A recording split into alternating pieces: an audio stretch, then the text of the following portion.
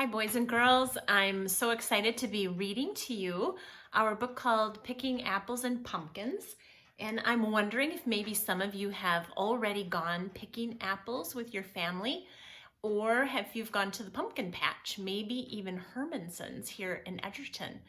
So for a couple weeks, we're going to talk about apples and pumpkins. Here you go. I want you to see the family that is going on this little trip together. We've got mom and dad and grandma and the two daughters and two friends are joining them. Christy couldn't believe it. The day she had been waiting for had finally arrived. She and her best friends were finally going apple picking. "Hi, I'm Scott Applegate," said the man who was giving out the baskets. "Welcome to Battleview Orchards." In no time at all, Christy, her friends Michael and Nina, her sister Kelly, her mom and dad, and her grandmother were taking an old-fashioned hayride. Everyone's cheeks glowed in the crisp autumn air. There were red McCones and yellow delicious apples that were ripe for picking. Christy wanted to pick both kinds. The kids decided to start with the red ones. Nina reached an apple and took a bite. It tasted so sweet.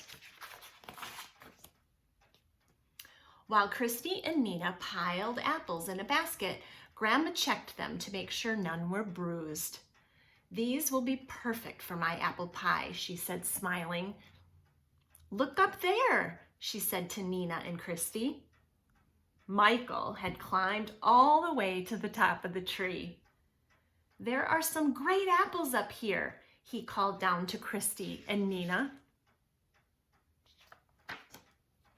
When everyone had picked enough red apples, Christy and Michael picked up the basket and carried it back to the hay wagon. Scott drove everyone to the yellow, delicious apple trees. This time it was Christy's turn to climb to the top of the tree and pick apples from the highest branches. After she climbed down, Christy's father showed her how to use a picker to pick apples that were way up high in the tree. A picker is a long stick with a basket at the end of it. Using the picker made apple picking easier, but climbing the trees was still more fun.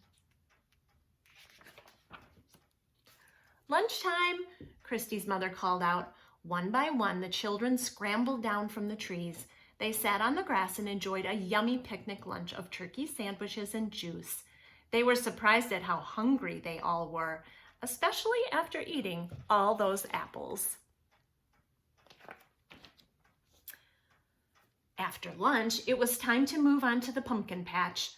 Christy had never seen so many pumpkins. There were plenty of pumpkins. There were tiny ones, medium ones, and really big pumpkins too.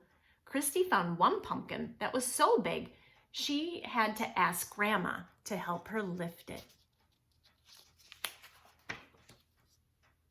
The pumpkin patch was a great place to play. Kelly, Nina, and Michael pretended to ride pumpkins. Christy tried a little one on as a hat.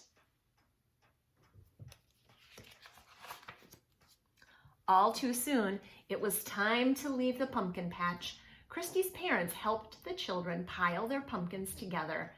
Then the kids collapsed in a tired heap. This time, Scott's hay wagon brought everyone to the farm store. While Christy's mother paid for the apples and pumpkins, Christy and her friends looked around. They were amazed by all the delicious things that could be made from apples.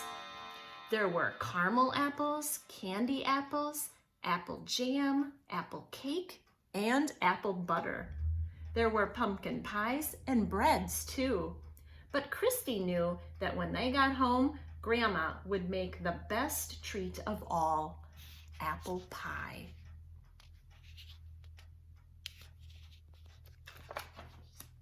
Sure enough, as soon as everyone was cleaned up, Grandma asked, "Who wants to help make an apple pie?" Of course, everyone wanted to help. While Grandma started to peel and slice the apples, Nina and Christy mixed flour, water, and shortening together in a big bowl to make the dough for the pie crust. When the dough was ready, the girls rolled it out flat with a rolling pin. Grandma helped the girls put the dough in a pie pan.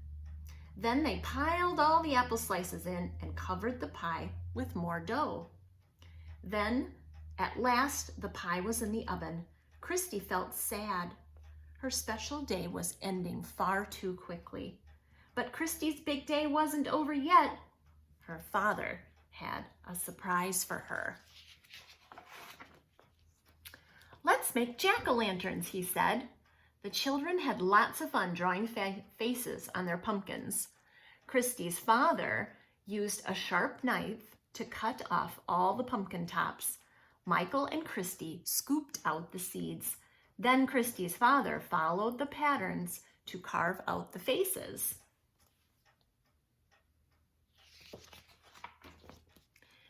That night, after Nina and Michael had gone home, Christy and her family put candles inside their jack-o'-lanterns and watched them glow in the darkness.